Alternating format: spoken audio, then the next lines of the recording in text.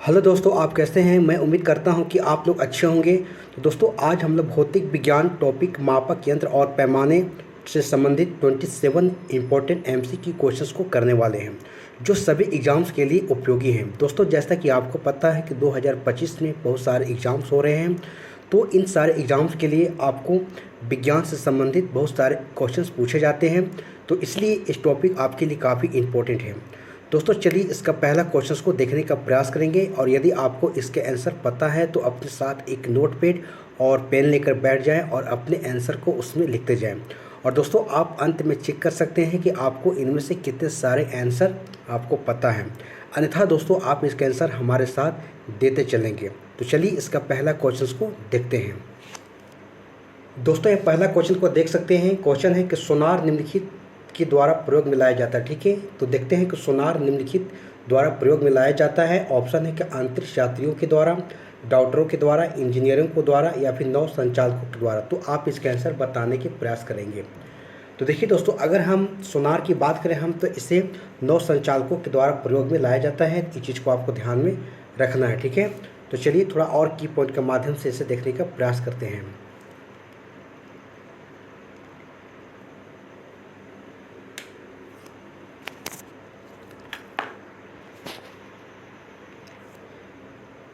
देखिए दोस्तों, यहाँ आप देख सकते हैं, ठीक है, कि सोनार की बातें हो रही। ठीक है, तो देख सकते हैं कि इसका फुल फॉर्म होता है साउंड नेविगेशन एंड रेंजिंग। ठीक है, तो आप देख सकते हैं कि इसका प्रयोग जो है नौ संचालकों के द्वारा लाया जाता है, और सोनार की सहायता से महासागर में डूबी हुई वस्तु की स्थिति जानने के लिए उच्च आवृत्ति के देख सकते हैं कि इसमें पारस्परिक तरंगों का इस्तेमाल होता है। ठीक है, ध्यान रखिएगा। और महासागर की गहराई में भेजा जाता है, और ये तरंगे क्या करते हैं, वस्तु से टकराकर प्रतिध्वनि के रूप में वापस लौट जाते हैं। ठीक है, और जिसकी सहायता से महासागर में डूबी हुई वस्तु की वास्तविक स्थिति की जानकारी मिल जाती है। ठीक है, तो इस चीज़ को आपको ध्यान में रखना है। ठीक है, कि सोनार का प्रयोग कहाँ पर किया जाता है। ठीक है, तो चलिए अगला क्वेश्चन को देखते हैं। देखिए दोस्तों, अगला क्वेश्चन है कि ध्वनि की तीव्रता को मापने वाला यंत्र कौन सा। ठीक है, ध्वनि की तीव्रता को मापने वाला यंत्र है। ठीक है, देख सकते हैं।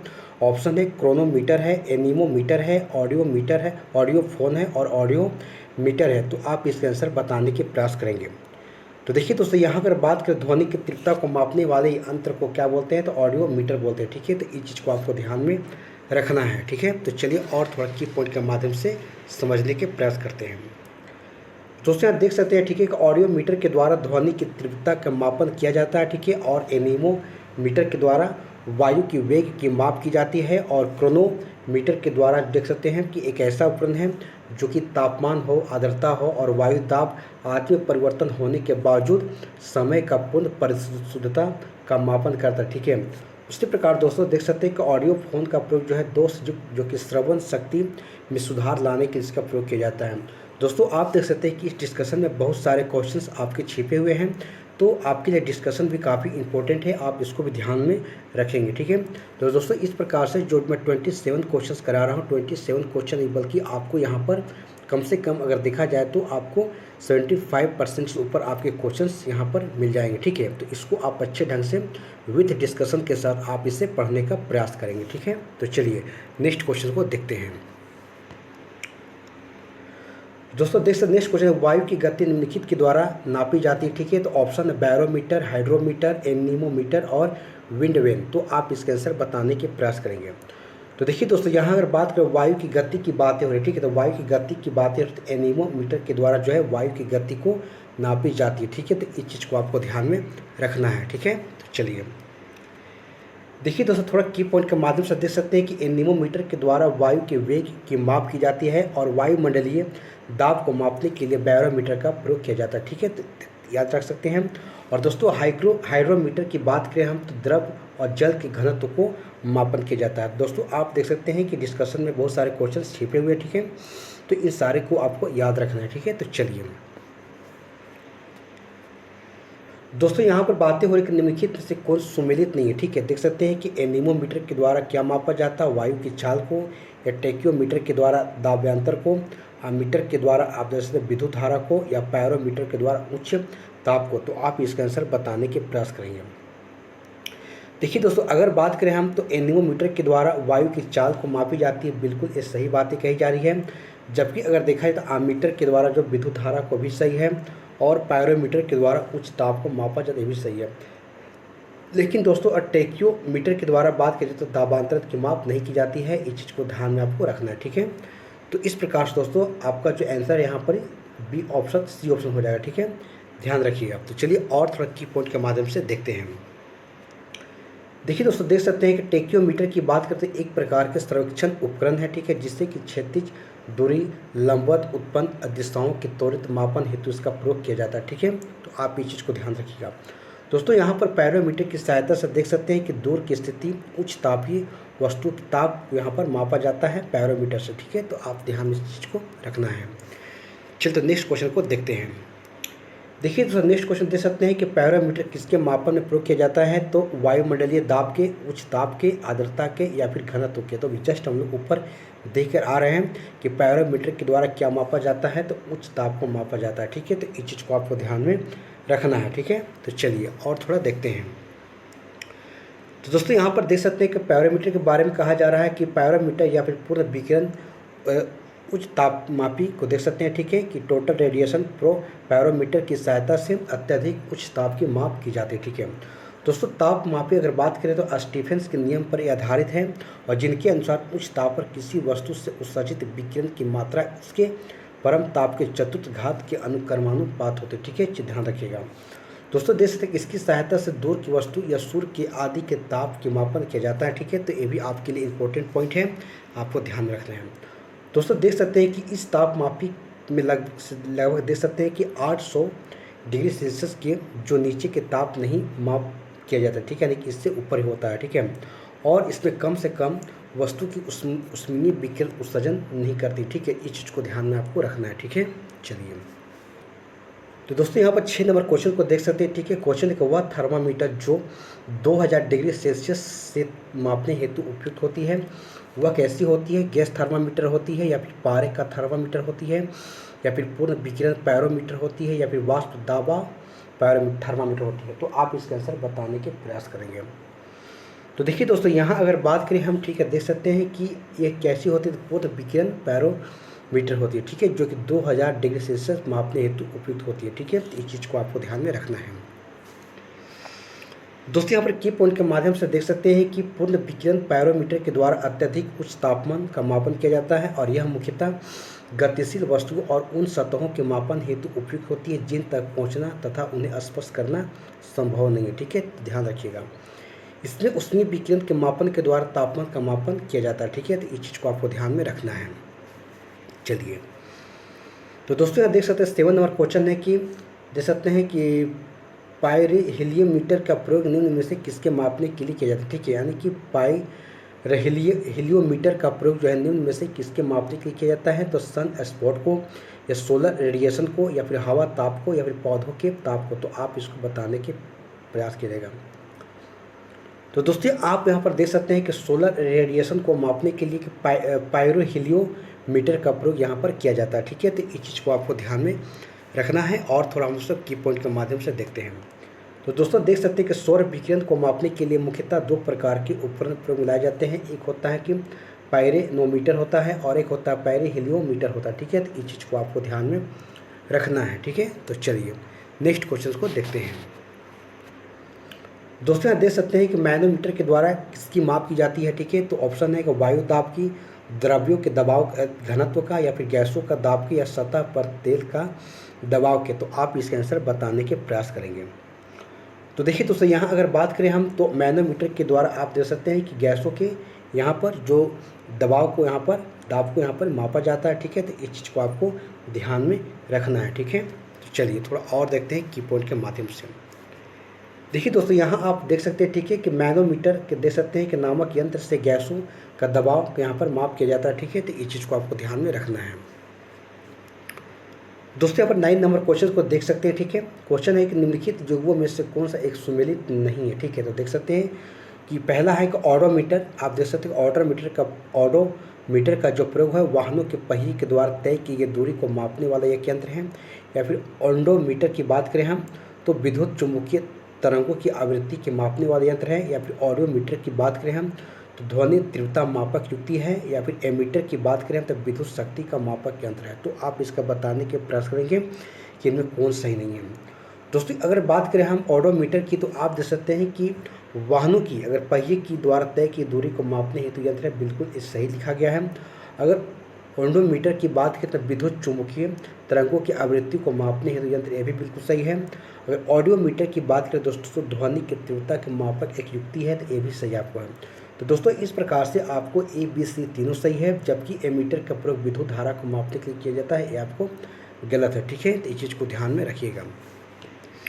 तो दोस्तों यहाँ पर देख सकते हैं ऑप्शन लिखा आंसर है कि विद्युत जो कि एमीटर जो विद्युत धारा के मापन के लिए एक प्रयुक्त उपकरण होता है और ना कि विद्युत शक्ति के मापन के लिए। ठीक है, तो इस चीज़ को आपको ध्यान में रखना है। ठीक है, तो चलिए नेक्स्ट क्वेश्चन को देखते हैं। दोस्तों यहाँ पर देख सकते हैं अगला क्वेश्चन है कि विद्युत धारा निम्न में से किस उपकरण से मापी जाती है। ठीक है, विद्युत धारा के। ठीक है, तो जस्ट अभी देख कर भी आ रहे हैं।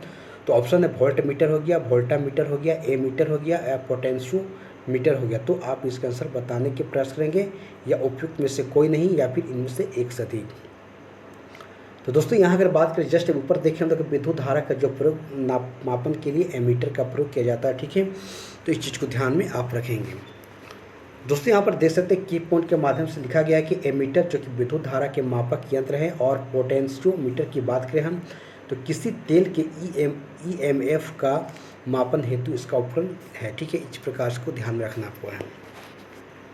दोस्तों यहाँ देख सकते हैं नेक्स्ट क्वेश्चन है कि वायुमंडलीय दाब को मापने में यंत्र का उपयोग किया जाता है। ठीक है, तो आप देख सकते हैं कि हाइड्रोमीटर की, मैनोमीटर की, बैरोमीटर की या फिर हाइग्रोमीटर की। तो आप इसका आंसर बताने के प्रयास करेंगे।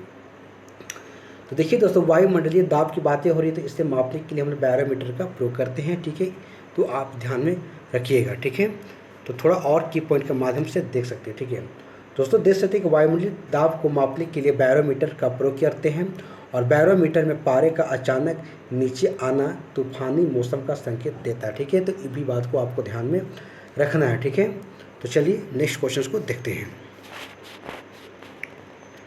दोस्तों देख सकते हैं कि साधारण बैरोमीटर में कौन सा द्रव का प्रयोग होता है। ठीक है, तो देख सकते हैं कि जल का, एल्कोहल का, पारा का या फिर उपयुक्त में से सभी का। तो आप इसका आंसर बताने के प्रयास करेंगे। तो देखिए दोस्तों साधारण अगर बैरोमीटर की बात करें हम तो इसमें जल का भी और एल्कोहल का और पारा तीनों का इस्तेमाल किया जाता है। इस प्रकार से ऑप्शन आपका उपयुक्त में से सभी होंगे। ठीक है, तो इसे ध्यान में आप रखिएगा।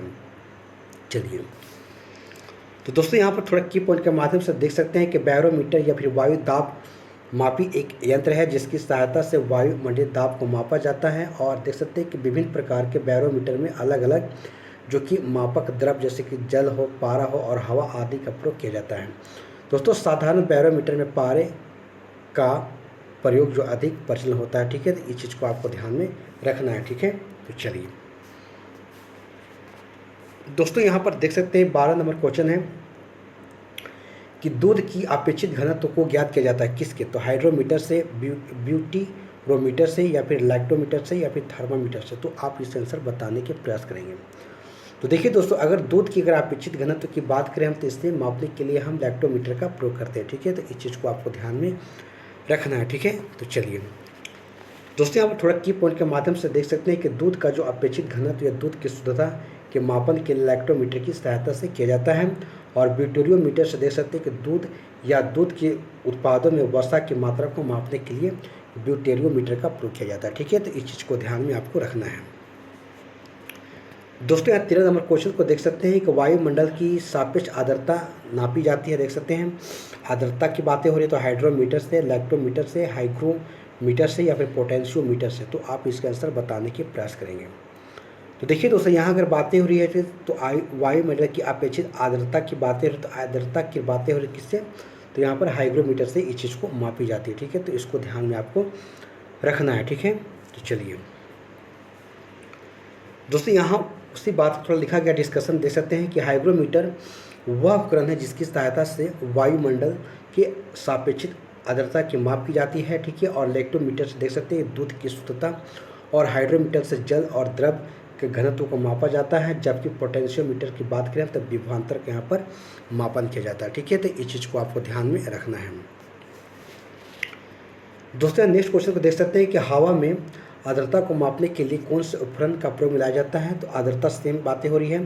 तो ऑप्शन है हाइड्रोमीटर की, हाइग्रोमीटर की, स्पेक्ट्रोमीटर की या फिर यूडियोमीटर की। तो आप इसे आंसर बताने के प्रयास करेंगे। तो देखिए दोस्तों, यहाँ अगर बातें हो रही आर्द्रता की सेम, तो आर्द्रता के लिए हाइग्रोमीटर का प्रयोग होता है। तो इस चीज़ को आपको ध्यान में रखना है। दोस्तों देखिए, वहीं की पॉइंट के माध्यम से लिखा गया है कि हवा की आर्द्रता को मापने के लिए हाइग्रोमीटर जो प्रयुक्त होता है। और स्पेक्ट्रोमीटर की बात करें हम, तो एक ऐसा यंत्र है जो विद्युत चुम्बकीय स्पेक्ट्रम की विशिष्ट भाग के सापेक्ष प्रकाश के गुणों को मापन करता है, ठीक है। और यूडियोमीटर की बात करें तो एक ऐसा प्रयोगशाला उपकरण है जो किसी भौतिक रासायनिक परिवर्तन के फलस्वरूप किसी गैसीय मिश्रण के आयतन में होने वाले परिवर्तन को मापता है, ठीक है। तो इस चीज़ को आपको ध्यान में रखना है, ठीक है। चलिए दोस्तों, नेक्स्ट क्वेश्चन को देख सकते हैं कि आर्द्रता को नामांकित करने का आप देख सकते हैं कि नामांकित करने के लिए उपकरण कौन सा है? तो सेम दोस्तों वही बातें हो रही, ठीक है। थर्मोस्टेट को या फिर हिप्सोमीटर की, पायरोमीटर की या फिर हाइग्रोमीटर की। तो जस्ट ऊपर देख के आ रहे हैं, ठीक है। तो यहाँ पर आर्द्रता की बातें हो रही है तो हाइग्रोमीटर को यहाँ पर लगा देंगे, ठीक है। चलिए दोस्तों देखिए, वही बातें यहाँ पर कही जाती है कि आर्द्रता को नामांकित करने हेतु उपकरण की बात करें तो हाइग्रोमीटर है, और पायरोमीटर के द्वारा उच्च ताप और हिप्सोमीटर के द्वारा ऊंचाई मापने वाला एक यंत्र है, ध्यान में रखेंगे। और थर्मोस्टेट यानी कि ऊष्मा तापमापी किसी तंत्र के तापमान को नियमित करने में इसका उपयोग किया जाता है, ठीक है। तो इस चीज़ को ध्यान में आपको रखना है। दोस्तों नेक्स्ट क्वेश्चन देख सकते हैं कि रक्तदाब मापने वाले यंत्र को नाम क्या है, ठीक है। तो टेकोमीटर है, एक्टीमीटर है, एस्फिग्नो मैनोमीटर है या फिर बैरोमीटर। तो आप ये बताने के प्रयास करेंगे। तो देखिए दोस्तों, यहाँ बातें हो रही है किसकी? तो रक्तदाब को मापने के लिए तो एस्फिग्नो मैनोमीटर का प्रयोग किया जाता है। इस चीज़ को आपको ध्यान में रखना है। दोस्तों देख सकते हैं नेक्स्ट अगला जो डिस्कशन में कुछ बताया गया है कि स्टेथोस्कोप की बात करें हम तो देख सकते हैं कि हृदय की धड़कन को सुनने के इसका प्रयोग किए जाते हैं, जो आप देख सकते हैं। और स्फिग्नो मैनोमीटर की बात करें हम तो ब्लड प्रेशर को मापने के लिए प्रयोग किया जाता है। और कैरोटोमीटर की बात करें तो इसकी सहायता से सोने की शुद्धता का पता लगाते हैं। जबकि लैक्सीमीटर की बात करें हम तो आप देख सकते हैं कि प्रकाश की तीव्रता को मापने के लिए प्रयोग किया जाता है। दोस्तों ये सारे आपके कहीं ना कहीं क्वेश्चन ही हैं, एक तरह से देखा जाए तो इन सारे को आपको याद रखना है, ठीक है। तो चलिए दोस्तों देख सकते नेक्स्ट क्वेश्चन है कि निम्नलिखित में से किसे 1500 डिग्री सेल्सियस से अधिक ताप मापने हेतु प्रयोग में लाया जाता है? तो ऑप्शन है चिकित्सीय थर्मामीटर का, ताप विद्युत युग्म थर्मामीटर का या फिर प्लेटिनम प्रतिरोध थर्मामीटर का या फिर पायरोमीटर का। तो आप ये आंसर बताने के प्रयास करेंगे। तो देखिए दोस्तों, यहाँ बात करें तो 1500 डिग्री सेल्सियस से अधिक तापमान की बातें हो रही है, तो इससे मापने के लिए आप पायरोमीटर का प्रयोग लाया जाता है, ठीक है। तो इस चीज़ को ध्यान में आपको रखना है। दोस्तों देख सकते हैं कि आगे लिखा हुआ कि 1500 डिग्री सेल्सियस से अधिक ताप का मापन हेतु हम देख सकते हैं किसका? तो पायरोमीटर का प्रयोग में लाया जाता है, ठीक है। तो इस चीज़ को आपको ध्यान में रखना है। दोस्तों यहाँ देख सकते हैं नेक्स्ट क्वेश्चन है, ठीक है, कि प्रकाश की तीव्रता मापने के लिए जिस उपकरण का उपयोग किया जाता है उसे क्या कहते हैं? यानी कि प्रकाश की तीव्रता को मापने की बातें आ रही दोस्तों। तो ऑप्शन है एनीमोमीटर की, कोलोरीमीटर की या फिर लक्सीमीटर की या फिर अल्टीमीटर की। तो आप इसका आंसर बताने के प्रयास करेंगे। तो देखिए दोस्तों, यहाँ पर प्रकाश की तीव्रता की बातें हो रही है, ठीक है। तो यहाँ पर देख सकते हैं कि लक्सीमीटर का जो प्रयोग है प्रकाश की तीव्रता को मापने के लिए प्रयोग में लाया जाता है, ठीक है। तो देखते हैं थोड़ा और डिस्कशन के माध्यम से लिखा गया दोस्तों कि प्रकाश की तीव्रता के मापन की जो उपकरण है लक्सीमीटर, ठीक है। और कोलोरीमीटर की बात करें हम तो एक प्रकाश के सुग्राही उपकरण है जो कि किसी पदार्थ द्वारा अवशोषित किए गए वाले रंगों को मापता है, ठीक है। तो इस चीज़ को ध्यान में आपको रखना है। दोस्तों देख सकते हैं अगला क्वेश्चन है, ठीक है, रडार का उपयोग लाया जाता है, ठीक है, देख सकते हैं। तो ऑप्शन है प्रकाश तरंगों द्वारा वस्तु का पता लगाने में, ध्वनि तरंगों को परिवर्तित कर वस्तु का पता लगाने में, रेडियो तरंगों द्वारा वस्तुओं की स्थिति को ज्ञात करने में, या वर्षा कम करने वाले बादलों को पीछा करने में। तो आप इसका आंसर बताने के प्रयास करेंगे। देखिए दोस्तों, यहाँ बात है रडार का, ठीक है। आप देख सकते हैं रडार का जो उपयोग होता है रेडियो तरंगे द्वारा वस्तु की स्थिति को ज्ञात करने के लिए इसका प्रयोग में लाया जाता है, ठीक है। तो इस चीज़ को आपको ध्यान में रखना है। दोस्तों यहाँ पर देख सकते हैं डिस्कशन के माध्यम से बताया कि रडार की बात करें हम तो आप देख सकते हैं कि एक संक्षिप्त रूप है जिसका पूर्ण रूप क्या होता है? रेडियो डिटेक्शन रेंजिंग होता है, ठीक है, जो वस्तु का पता लगाने वाली एक प्रणाली है और सूक्ष्म तरंगों का प्रयोग इसमें किया जाता है, ठीक है, ध्यान रखिएगा। और इसके द्वारा रेडियो तरंगों के माध्यम से दूर की वस्तु की स्थिति, ऊंचाई की दिशा आदि यहाँ पर ज्ञात की जाती है। ठीक है, तो दोस्तों इन सारे बातों को आपको ध्यान में रखना है। ठीक है, चलिए दोस्तों यहाँ देख सकते हैं नेक्स्ट क्वेश्चन है कि निम्नलिखित में से कौन सी राशि रिक्टर पैमाने पर मापी जाती है। ठीक है, दोस्तों रिक्टर पैमाने की बातें हो रही। ठीक है, तो देख सकते हैं कि हिमनद की चाल की, भूकंप की तीव्रता की, जनसंख्या की वृद्धि की, पृथ्वी के अंदर का तापमान को, तो आप इसका आंसर बताने के प्रयास करेंगे। तो देखिए दोस्तों यहाँ बातें हो रही है रिक्टर की, तो आप देख सकते हैं यहाँ पर भूकंप की तीव्रता की मापन के लिए जो है रिक्टर पैमाने का यहाँ पर प्रयोग किया जाता है। ठीक है, तो इस चीज़ को आपको ध्यान में रखना है। देखिए दोस्तों यहाँ डिस्कशन के माध्यम से बताया जा रहा है कि रिक्टर स्केल की बात करें तो भूकंप के परिणाम को मापने का एक पैमाना है, और यह देख सकते हैं कि जो कि लॉगरिथमिक जो कि स्केल है। ठीक है, और जो कि 9 भागों में बटा हुआ एक पैमाना है, और यहाँ पर देख सकते हैं कि रिक्टर स्केल में प्रत्येक आगे की संख्या जो अपने ठीक पीछे की संख्या से 10 गुने के आयाम के बताती है। ठीक है, तो इस चीज़ को ध्यान में आपको रखना है।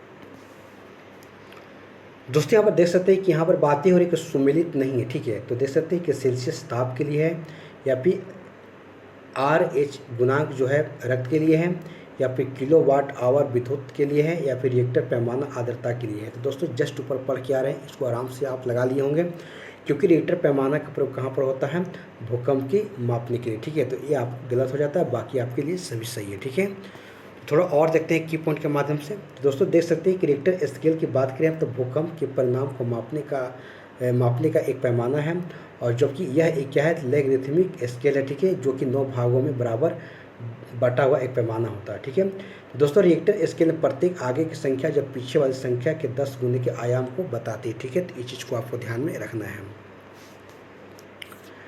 तो दोस्तों चलिए अगला क्वेश्चन को देखते हैं। दोस्तों यहाँ देख सकते हैं कि ताप के निम्नलिखित में से किस पैमाने में ऋणात्मक मान नहीं है। ठीक है, देख सकते हैं तो सेल्सियस है, फ़ारेनहाइट है, केल्विन है, या फिर र्यूमर है। ठीक है, तो आप इसका आंसर बताने के प्रयास करेंगे। तो देखिए दोस्तों यहाँ अगर बातें हो रही, ठीक है, ताप के निम्नलिखित में से किस पैमाने में ऋणात्मक मान नहीं होता है। ठीक है, तो यहाँ पर केल्विन में नहीं होता है, इस चीज़ को आपको ध्यान में रखना है। ठीक है, तो चलिए और थोड़ा की पॉइंट के माध्यम से देखते हैं।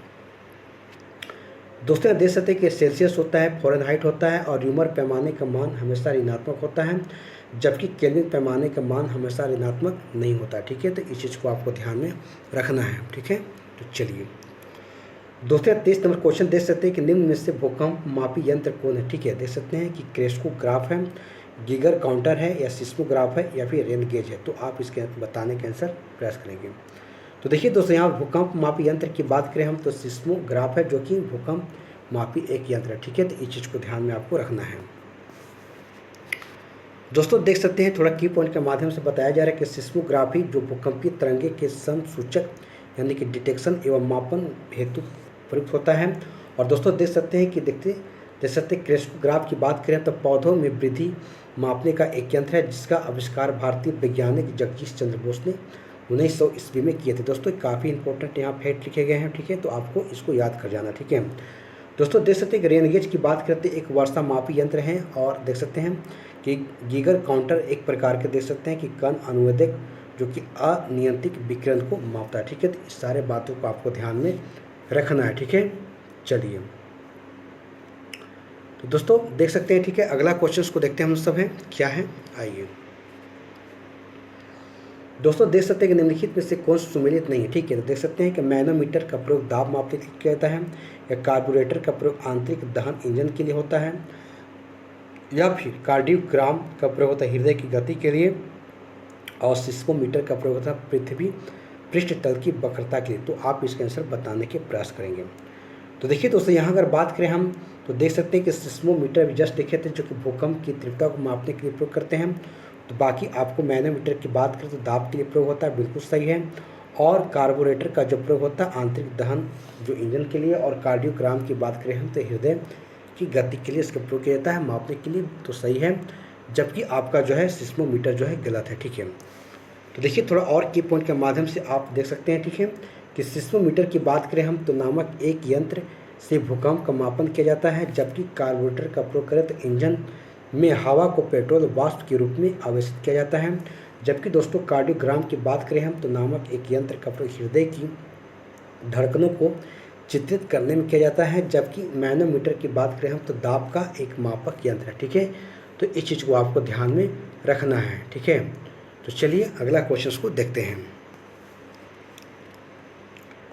तो दोस्तों यहाँ पर आप देख सकते हैं कि निम्नलिखित में से किसके मापक में फोनोमीटर किसका फोनोमीटर का उपयोग किया जाता है। ठीक है, तो ऑप्शन दे सकते हैं कि प्रकाश के चमकीलेपन की क्षमता के लिए, या फिर अत्यधिक उच्च ताप के लिए, या फिर विद्युत चुम्बकीय तरंग की आवृत्ति के लिए, या फिर वायुमंडलीय आर्द्रता के लिए। तो आप इसका आंसर बताने के प्रयास करेंगे।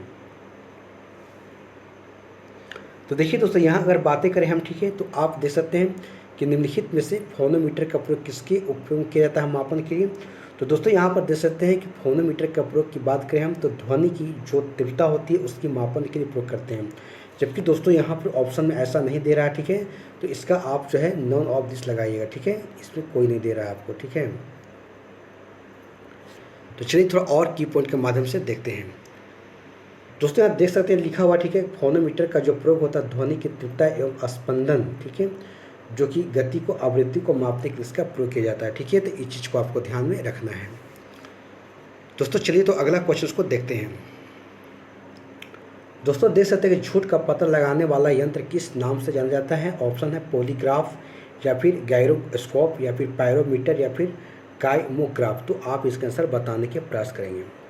तो देखिए दोस्तों यहाँ पर झूठ के पता लगाने के लिए देख सकते हैं आपको पॉलीग्राफ का यहाँ पर प्रयोग किया जाता है। ठीक है, तो इस चीज़ को ध्यान में रखना है। तो चलिए थोड़ा और की पॉइंट के माध्यम से देखते हैं। दोस्तों यहाँ देख सकते हैं ठीक है, पॉलीग्राफ का जो प्रयोग होता है झूठ का पता लगाने वाला एक यंत्र है, जबकि पायरोमीटर का जो प्रयोग होता है उच्च ताप मापने के लिए किया जाता है, जबकि गायरोस्कोप की बात करें तो घूमती हुई वस्तु की गति जो कि नापने के लिए एक यंत्र है। ठीक है, जबकि काइमोग्राफ की बात कर शरीर की क्रियाओं को ग्राफ के द्वारा निरूपित करने वाला, जैसे कि रक्तचाप हो गया, हृदय की धड़कन आदि में इसका प्रयोग किया जाता है। दोस्तों काफ़ी इंपॉर्टेंट है, इसमें भर की जो आपको डिस्कशन में इसको अच्छी ढंग से मैं किया हूँ, इन सारे को आपको ध्यान में रखना है। ठीक है, जो आपके एग्जाम्स के पॉइंट ऑफ व्यू से काफ़ी इंपॉर्टेंट है। ठीक है, तो चलिए अगले क्वेश्चन को देखते हैं। दोस्तों ये हमारा लास्ट क्वेश्चन है। आप देख सकते हैं कि ऊर्ध्वाधर जो कि तल एलिवेशन आप देख सकते हैं। ठीक है, जो एलिवेशन की बात करें जो आप चढ़ने के लिए उपयोग होते हैं, और एक क्षैतिज तल जो कि एक्जीमथ कोणीय दूरी को मापने में किसका होने वाला यंत्र कौन सा है। तो बेवेल प्रोटेक्टर है, या फिर सिन क्लाइन इन है, या फिर अल्टीमीटर है, या फिर थियोडोलाइट है। तो आप इसके आंसर बताने के प्रयास करेंगे। देखिए दोस्तों अगर बात करें हम तो ऊर्ध्वाधर तल की बात करें एलिवेशन एवं क्षैतिज तल जो कि एजीमथ और कोणीय दूरी को मापने में प्रयुक्त होने वाले यंत्र कौन होता है, तो थियोडोलाइट है। ठीक है, तो इस प्रकार से आप इसको याद रखेंगे। ठीक है, तो दोस्तों यहाँ पर देख सकते हैं की पॉइंट के माध्यम से लिखा गया कि क्षैतिज तल और ऊर्ध्वाधर तल में कोणीय दूरी को मापने के लिए थियोडोलाइट का प्रयोग यहाँ पर किया जाता है। ठीक है, तो इस चीज़ को आपको ध्यान में रखना है। तो दोस्तों इस प्रकार से आप देख सकते हैं कि हमारा 27 कंप्लीट हो जाता है क्वेश्चन। और यदि हमारा वीडियो अगर आपको अच्छी लगी हो तो इसे लाइक शेयर आप जरूर कर दीजिएगा, और हमारे चैनल पर पहली बार आए हैं तो हमारे चैनल को सब्सक्राइब कर लीजिएगा।